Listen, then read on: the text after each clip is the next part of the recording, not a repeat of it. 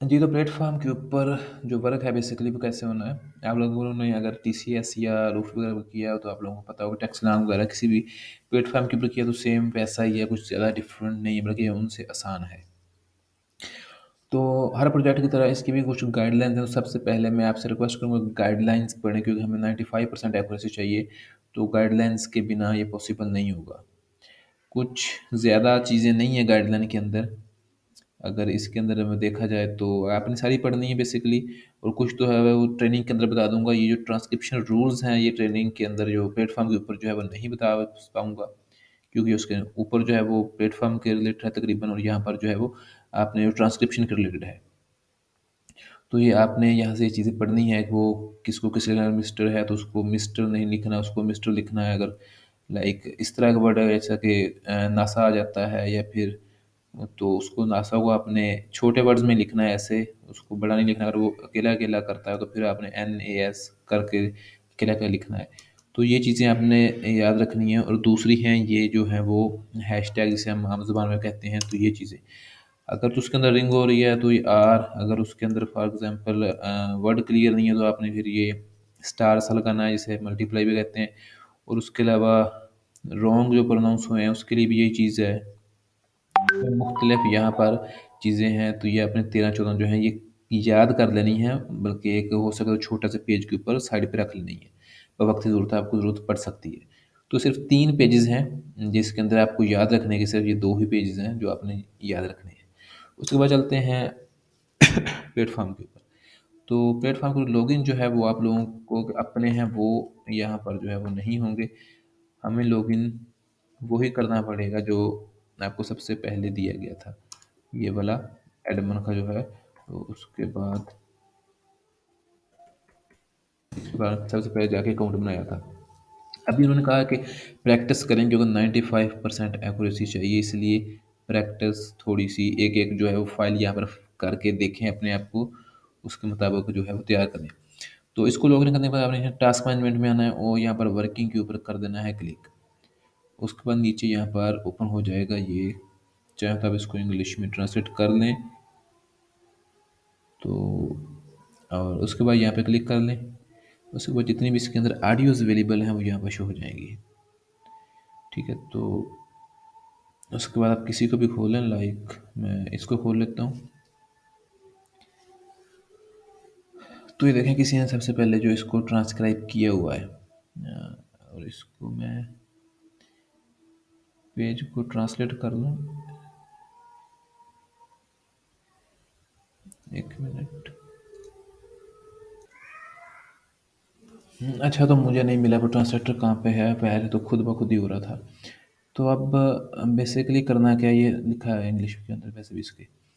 तो speaker identity सबसे पहले आपने स्पीकर आइडेंटिटी चेक करनी है जो कि हर जो है वो आप सेगमेंट बनाएंगे उसके अंदर होगी। अगर हम सबसे पहले जो सेगमेंट यहाँ पे बना हुआ है वो देखें, सेगमेंट इस ईजी है जैसे हम बनाते हैं। I'm doing fine. I'm doing fine. तो सेगमेंट बिल्कुल वैसे बनाना जैसे हम बनाते हैं, ऐसे पकड़ पकड़ के इसको खींच के, तो वेव्स के सहारे जो वहाँ पे वेव्स हैं इसको देखते हुए। तो इसको लाइक हम क्लिक करते हैं इधर, तो इसको हम प्ले करेंगे भी।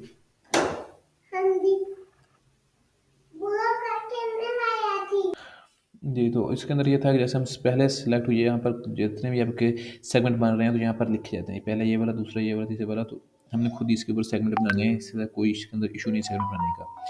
जस्ट हम पहले को सेलेक्ट करते हैं, इसको प्ले करता हूँ मैं।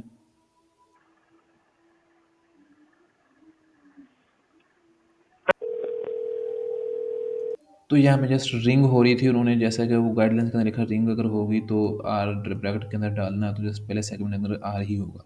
और स्पीकर आइडेंटिटी जो होगी वो यहाँ पर आपने सेलेक्ट करनी है, तो यहाँ पे जस्ट वो हैशटैग था तो ज़रूरी नहीं था यहाँ पे आपने सेलेक्ट करनी है, लेकिन वो आगे जाके आपको पता चल जाएगा पहले कौन बोल रहा है।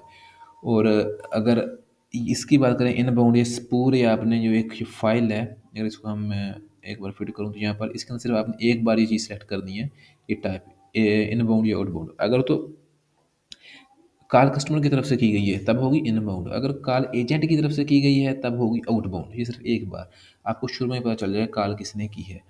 उसके बाद डोमेन है, मतलब उसका जो है वो बेसिक टॉपिक क्या है, अगर तो उसके ऊपर देख रहे हैं हेल्थ केयर है, यूटिलिटी है, इंश्योरेंस है या अदर है।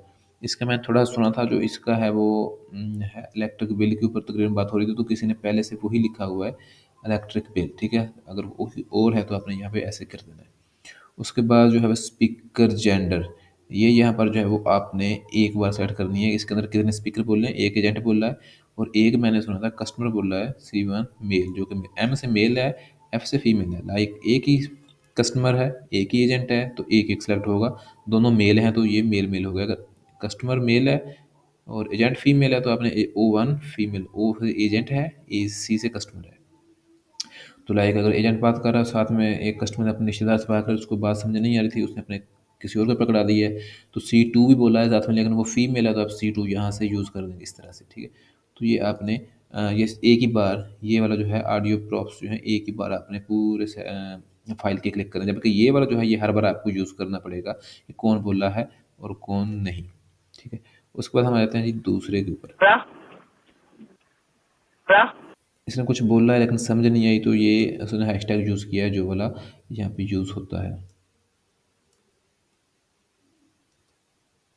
उसके बाद थर्ड की तरफ चलते हैं। Hi, good afternoon. This is Patrick. How are you doing today, miss? Hi, तो यहाँ पे मेस, इसके बाद मेरे ख्याल में क्वेश्चन मार्क भी आना था जो नहीं लगाया गया। उसके बाद ये देखा है ये है एजेंट। अगर हम इसके नेक्स्ट सुने तो उससे पता चल जाएगा। I'm doing fine. sounds good. Well, Miss Joyce, my name is Patrick Davidson, and I'm calling you from Discount Power and Corporate. तो मतलब आई एम कॉलिंग यू, ये एजेंट बोल रहा है और वो कॉल कर रहा है मिस जॉइस को शायद इलेक्ट्रिक व्हीकल के बारे में। तो ये एजेंट है, O1 है, जैसा कि बताया आपको हर बार सिलेक्ट करना पड़ेगा।